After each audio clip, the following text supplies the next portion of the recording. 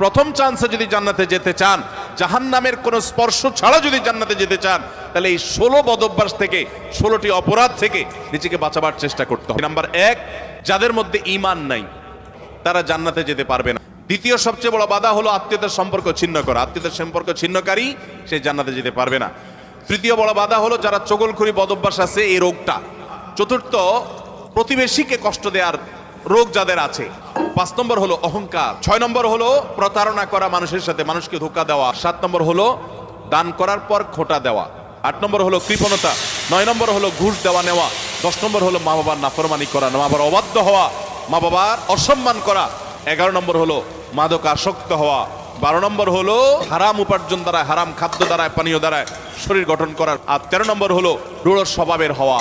14 নম্বর হলো গণক হওয়া। 15 নম্বর হলো ব্ল্যাক ম্যাজিক করা, ব্ল্যাক ম্যাজিশিয়ান। আর 16 নম্বর হলো সিল্কের পোশাক পরা।